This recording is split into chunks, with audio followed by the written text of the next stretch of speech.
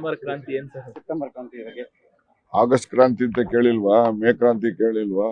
ಹಂಗೆ ಇದು ಒಂದು ಕ್ರಾಂತಿ ಸೆಪ್ಟೆಂಬರ್ ಅಲ್ಲಿ. ಯಾವ ಕ್ರಾಂತಿ ಅಂತ ಸರ್? ಅದೆಲ್ಲ ಮೊದಲೇ ಹೇಳಿದ್ರೆ ನಿಮಗೆ ಆಸಕ್ತಿ ಹೋಗ್ಬಿಡ್ತೈತೆ. ಅದಕ್ಕೋಸ್ಕರ ನಿಧಾನವಾಗಿ ಮಾಡೋಣ. ಇಲ್ಲ ಪಕ್ಷನ ಅಥವಾ ಸರ್ಕಾರ ಮಟ್ಟದಲ್ಲಿ ಕ್ರಾಂತಿನ ಅಂತ ಸರ್?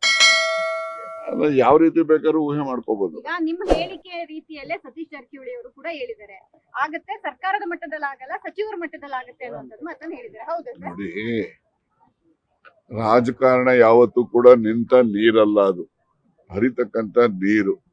ಆ ನೀರು ಹರಿಯುವಂತ ಕಾಲದಲ್ಲಿ ಯಾವಾಗ್ಲೂ ಕೂಡ ಬಾರೆ ಅಂದ್ರೆ ದಿಬ್ಬು ಕತ್ತೋದಿಲ್ಲ. ಹಳ್ಳ ಹೇಗೆ ಹೋಗ್ತದೋ ಹಾಗೆ ನೀರು ಹರಿದ ಹೋಗ್ತದೆ. ಹಾಗೆ ರಾಜಕಾರಣನೂ ಅಷ್ಟೇ, ಏನೇನ್ ಘಟನಾವಳಿಗಳು ಯಾವ್ಯಾವ ಸಂದರ್ಭಕ್ಕೆ ಯಾವ ರೀತಿ ಆಗ್ತವೆ, ಆ ಘಟನಾವಳಿಗಳನ್ನ ಆಧರಿಸಿ ಮುಂದಿನ ಕಾರ್ಯಚಟುವಟಿಕೆಗಳು ನಡೆಯುತ್ತೆ. ಸರ್, ಈಗ ಹೈಕಮಾಂಡ್ ಭೇಟಿ ಬಳಿಕ ಹೇಳಿಕೆ ಸಾಕಷ್ಟು ಆಗ್ತಿದೆ. ಸಿಎಂ ಮತ್ತೆ ಡೆಲ್ಲಿಗೆ ಹೋಗಿದ್ರು, ಡೆವಲಪ್ಮೆಂಟ್.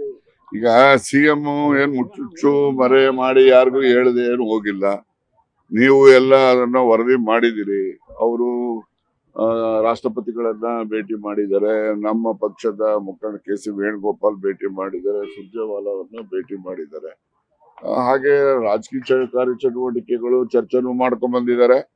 ಮತ್ತೆ ಸರ್ಕಾರದ ಏನು ನಮ್ಮ ವಿಧೇಯಕಗಳು ರಾಷ್ಟ್ರಪತಿಗಳ ಹತ್ರ ಏನೆಲ್ಲ ಬಾಕಿ ಇದೆ, ಆ ವಿಧೇಯಕಗಳ ಬಗ್ಗೆನೂ ಕೂಡ ಮನವರಿಕೆ ಮಾಡ್ತಕ್ಕಂಥದ್ದು ರಾಷ್ಟ್ರಪತಿಗಳಿಗೆ ಮಾಡ್ಲಿಕ್ಕೆ ಅವರು ದೆಹಲಿ ಪ್ರವಾಸ ಇತ್ತು, ನಿನ್ನೆ ರಾತ್ರಿ ಬಂದಿದ್ದಾರೆ. ಅದರಿಂದ ಅದಕ್ಕೋಸ್ಕರ ಏನು ಹೆಚ್ಚು ಮಹತ್ವ ಕೊಡುವಂಥದ್ದು ಏನಿಲ್ಲ. ರಾಹುಲ್ ಗಾಂಧಿ ಅವರು ಹೊರದೇಶದಲ್ಲಿರೋ ಹಿನ್ನೆಲೆಯಲ್ಲಿ ಅವರು ಬಂದ ನಂತರ ಕೆಲವು ರಾಜಕೀಯ ಬದಲಾವಣೆಗಳು ತೀರ್ಮಾನಗಳು ಆಗ್ತವೆ ಅಂತೇಳಿ ನಾನ್ ನಿರೀಕ್ಷೆ ಮಾಡಿದ್ದೀನಿ. ಸಿಎಂ ಬದಲಾವಣೆ ಅಂತ ಚರ್ಚೆಗಳೇನಾದ್ರು ಸರ್? ಯಾಕಂದ್ರೆ 2.5 ವರ್ಷ ಆದ್ಮೇಲೆ ಏನೋ ಬದಲಾವಣೆಗಳು ಆ ತರ ಇದ್ರು. ಕಾಂಗ್ರೆಸ್ ಚರ್ಚೆ ಯಾರು ಹೇಳಿದ್ರು ನಿಮ್ಗೆ 2.5 ವರ್ಷ ಆದ್ರೆ? ಅಶೋಕ್ ಹೇಳಿದ್ರು ಸರ್, ನವೆಂಬರ್ ಅಲ್ಲಿ ಬದಲಾವಣೆ ಅಪೋಸಿಷನ್ ಲೀಡರ್ ಹೇಳಿದ್ರು. ಅವ್ರ ಪಕ್ಷದಲ್ಲೇ ಇವಾಗ ವಿಜಯೇಂದ್ರ ಅಶೋಕ್ ಅವ್ರು ದೆಹಲಿಗೆ ಹೋಗಿದ್ರಲ್ಲ, ಯಾಕೆ ಹೋಗಿದ್ರು? ಅವರಲ್ಲೂ ಬದಲಾವಣೆಗಳು ಇದಾವೆ ಅಂತ ಇದೆಯಲ್ಲ. ರಾಜಕಾರಣದಲ್ಲಿ ನಾನು ಮೊದಲೇ ಹೇಳ್ದೆ, ಇದು ನಿಂತ ನೀರಾಗೋದಿಲ್ಲ, ಹರಿತಕ್ಕಂತ ನೀರು. ಆ ಹರಿತಕ್ಕಂತ ಸಂದರ್ಭ ಹಾಗೇನೆ ರಾಜಕೀಯದಲ್ಲೂ ಕೂಡ ಏನೆಲ್ಲ ತೀರ್ಮಾನಗಳಾಗ್ತವೆ, ಆ ತೀರ್ಮಾನಗಳನ್ನ ಆಧರಿಸಿ ಮುಂದಿನ ಚಟುವಟಿಕೆಗಳು ನಡೀತವೆ. ಬದಲಾವಣೆ ಅಂತ ಚರ್ಚೆಗಳಾಗಲ್ಲ. ಬದಲಾವಣೆ ಸೇರಿದಂತೆ ಆಗುತ್ತೆ ಅಂತ ಸರ್? ಸಿಎಂ ಬದಲಾವಣೆ ಸೇರಿದಂತೆ ಚರ್ಚೆ. ಬದಲಾವಣೆ ಪ್ರಶ್ನೆ ನೀವೆಲ್ಲ ಏನಂದ್ರೆ ಬದಲಾವಣೆ ಇಲ್ಲ ಅಂತ ಹೇಳಿ ಅಥವಾ ಐತೆ ಅಂತ ಹೇಳಿ ಅಂತ ನಿಮ್ ನಿರೀಕ್ಷೆ ಇರ್ಬೋದು. ಬದಲಾವಣೆಗಳು ಇರ್ಬೋದು, ಇಲ್ಲದೆ ಇರ್ಬೋದು, ಯಾವ್ದು ಇಲ್ದೇ ಎಲ್ಲರ ಅಂತಿಮ ತೀರ್ಮಾನ ಹೈಕಮಾಂಡ್ ಅವ್ರು ತೆಗೆದುಕೊಳ್ತಾರೆ. ಪವರ್ ಸೆಂಟರ್ ಬಗ್ಗೆ ನೀವು ಮತ್ತೆ 2-3 ಪವರ್ ಸೆಂಟರ್ ಇಲ್ಲ 2-3 ಸೆಂಟರ್ ಆಗಿದೆ. ಆಗಲ್ಲ ರೀ, ವಾಸ್ತವಾಂಶ ನಿಮ್ಗೆ ಹೇಳಿದ್ರೆ ನೀವು ಅರ್ಥ ಮಾಡ್ಕೊತೀರಿ ಅಂತ ಅನ್ಕೊಂಡಿದ್ದೀನಿ. 13ರಿಂದ 18 ಕರ್ನಾಟಕ ರಾಜ್ಯದಲ್ಲಿ ಮುಖ್ಯಮಂತ್ರಿ ಸಿದ್ದರಾಮಯ್ಯನವರು ಇದ್ರು, ಒಂದೇ ಪವರ್ ಸೆಂಟರ್ ಇದ್ದಿದ್ದು. ಆಗ ಡಾಕ್ಟರ್ ಜಿ ಪರಮೇಶ್ವರ್ ಅಧ್ಯಕ್ಷರಿದ್ರು, ಮತ್ತೆ ದಿನೇಶ್ ಗುಂಡೂರಾವ್ ಅವರು ಅಧ್ಯಕ್ಷರಿದ್ರು. ಅವರು ಎಲ್ಲರೂ ಕೂಡ ಒಂದು ರೀತಿನಲ್ಲಿ ಹೊಂದಾಣಿಕೆಯಿಂದ ಎಲ್ಲ ತೀರ್ಮಾನಗಳನ್ನ ತೆಗೆದುಕೊಳ್ತಾ ಇದ್ರು.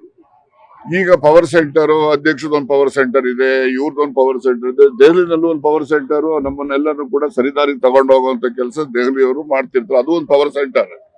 ಹೀಗಾಗಿ ಪವರ್ ಸೆಂಟರ್ಗಳು ಹೆಚ್ಚೆಚ್ಚು ಆದಂಗೆ ಯಾವನೇ ಒಬ್ಬ ಮನುಷ್ಯ ಏಕಪಕ್ಷೀಯವಾಗಿ ತೀರ್ಮಾನ ತೆಗೆದುಕೊಳ್ಳಕ್ ಆಗೋದಿಲ್ಲ. ಆ ರೀತಿ ಇರೋದ್ರಿಂದ ಎಂತವ್ರಿಗೂ ಕೂಡ ಕೆಲವೊಮ್ಮೆ ನಿರ್ಧಾರಗಳನ್ನ ತತ್ಕ್ಷಣ ತೆಗೆದುಕೊಳ್ಳೋದಕ್ಕೆ ತೊಂದರೆ ಆಗ್ತದೆ. ಸಿಎಂಗೂ ಕಷ್ಟ ಆಗ್ತಿದೆ ಸರ್.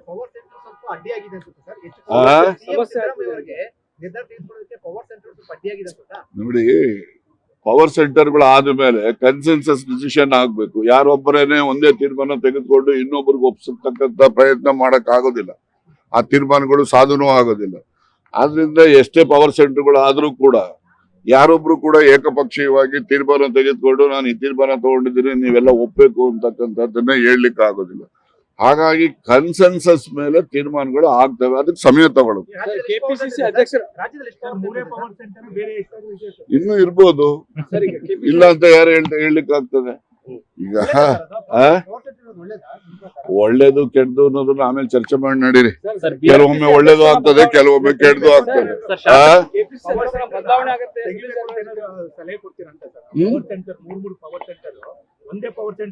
ಇಲ್ಲ, ಇನ್ನೂ ಒಂದೆರಡು ಜಾಸ್ತಿ ಆಗ್ಲಿ ಅಂತ ನನ್ನ ಆಶಯ. ಬಿ.ಆರ್. ಪಾಟೀಲ್ ಅವ್ರನ್ನೆಲ್ಲ ಕರೆಸಿ ಮಾತಾಡಿದ್ದಾರೆ. ನಿನ್ನೆಲ್ಲ ಮಾತಾಡೋಡ್ರಿ. ಬಿ.ಆರ್. ಪಾಟೀಲ್ ಮನೀಷಾ ಅವರು ಸಮಾಜವಾದಿ ಹಿನ್ನೆಲೆಯಲ್ಲಿ ಅವರು ಡಾಕ್ಟರ್ ರಾಮ್ ಮನೋಹರ್ ಲೋಹಿಯಾ ತತ್ವಗಳನ್ನ ಇಟ್ಕೊಂಡು ಬಂದಿರ್ತಕ್ಕಂಥವ್ರು.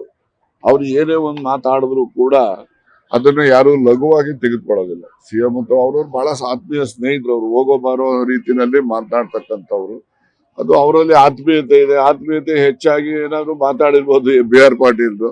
ಅದಕ್ಕೆ ಹೆಚ್ಚು ಮಹತ್ವ ಕೊಟ್ಟು ಅವ್ರವ್ರಿಗೆ ಬಹಳ ವ್ಯತ್ಯಾಸ ಬಂದ್ಬಿಟ್ಟಿದೆ ಅಂತ ಹೇಳಿ ವ್ಯಾಖ್ಯಾನ ಮಾಡ್ತಕ್ಕಂಥದ್ದು ಸರಿಯಾದಲ್ಲ. ಸಚಿವರು ಸಿಕ್ಕಿಲ್ಲ ಅಂತ ರಾಜ್ಯಕ್ಕಾಗಿ ಸರ್ ಕೆಪಿಸಿಸಿ ಬದಲಾವಣೆ ಆಗುತ್ತೆ ಅಂತ, ಯಾಕಂದ್ರೆ ನೀವು ಕೂಡ ಆಕಾಂಕ್ಷಿ ಇದ್ದೀರಿ. ನಾನು ಕೆಪಿಸಿಸಿ ಅಧ್ಯಕ್ಷದ ಆಕಾಂಕ್ಷಿ ಅಂತ ಹೇಳಿದ್ದು ಸತ್ಯ. ಇವತ್ತು ಕೊಟ್ರೆ ಕೆಲಸ ಮಾಡ್ತೀನಿ, ಮಂತ್ರಿಗಿರಿ ಬಿಡ್ತೇನೆ. ಆಗ್ಬೇಕು ಅಂತ ಹೇಳ್ತಾರೆ ಸರ್. ಈ ಸಂದರ್ಭದಲ್ಲಿ ಕೆಪಿಸಿಸಿ ಅಧ್ಯಕ್ಷ ಬದಲಾವಣೆ ಆಗ್ಬೇಕು. ನಾನು ಯಾವ ಅಧಿಕಾರ ಯಾವತ್ತೂ ಕೇಳಿದವರಲ್ಲ. ಅಧಿಕಾರ ಯಾವುದೇ ನನಗೆ ಬಂದ್ರು ಕೂಡ ಆ ಜವಾಬ್ದಾರಿಯನ್ನ ಸಮರ್ಪಕವಾಗಿ ನಿರ್ವಹಿಸ್ತಕ್ಕಂತ ಒಂದು ಶಕ್ತಿ ನನಗೆ ನಮ್ಮ ಕ್ಷೇತ್ರ ಜನ ಕೊಟ್ಟಿದ್ದಾರೆ. ಸರ್ ರಾಜಕ್ಕಾಗಿ ಮಂತ್ರಿಗಳ ಕೈಗೆ ಸಿಕ್ತಿಲ್ಲ ಅನ್ನೋ ಅಸಮಾಧಾನವನ್ನು ವ್ಯಕ್ತಪಡಿಸಿದ್ದಾರೆ. ರಾಜಕ್ಕಾಗಿ ನೋಡಿ, ಅವರು ಸೀನಿಯರ್ ಸದಸ್ಯರು. ಅವರು ಯಾವಾಗಲೂ ವಾರದಲ್ಲಿ 1 ದಿವಸ 2 ದಿವಸ ಬೆಂಗಳೂರಿಗೆ ಬರ್ತಾರೆ. ಬರೋ ದಿವಸ ಅವ್ರೇನು ಎಲ್ಲಾ ಸಚಿವರು ಸಿಗ್ತಾ ಇಲ್ಲ ಅಂತ ಹೇಳ್ತಾ ಇಲ್ಲ, ಕೆಲವು ಸಚಿವರು ಸಿಗ್ತಾ ಇಲ್ಲ ಅಂತ ಹೇಳ್ತಾರೆ. ಅವ್ರು ಕೆಲವು ಸಚಿವರು ಸಿಗ್ತಾ ಇಲ್ಲ ಅಂತಕ್ಕಂಥ ವಿಚಾರ ಏನ್ ಪ್ರಸ್ತಾಪ ಮಾಡ್ತಾರೆ ಅದನ್ನ ಪಕ್ಷದ CLP ಸಭೆಯಲ್ಲಿ ಪ್ರಸ್ತಾಪ ಮಾಡಿದ್ರೆ ಯಾರೆಲ್ಲ ಸಚಿವರು ಲೋಪ ಎಸಗಿದ್ದಾರೆ ಅವರೆಲ್ಲ ಸರಿಪಡಿಸ್ಕೊಳ್ಳಿಕ್ಕೆ ಅನುಕೂಲ ಆಗ್ತದೆ. ಲೇಟೆಸ್ಟ್ ಹಾಗೂ ಇಂಟ್ರೆಸ್ಟಿಂಗ್ ಸುದ್ದಿಗಳಿಗಾಗಿ ಬಾಸ್ ಟಿವಿ ಕನ್ನಡ ಚಾನೆಲ್ನ ಸಬ್ಸ್ಕ್ರೈಬ್ ಮಾಡಿ. ಹಾಗೆಯೇ ಬೆಲ್ ಐಕಾನ್ ಪ್ರೆಸ್ ಮಾಡಿ. ಇದರ ಜೊತೆಗೆ ಫೇಸ್ಬುಕ್, ಇನ್ಸ್ಟಾಗ್ರಾಮ್, ಎಕ್ಸ್ ನಲ್ಲೂ ಮಿಸ್ ಮಾಡದೆ ಫಾಲೋ ಮಾಡಿ.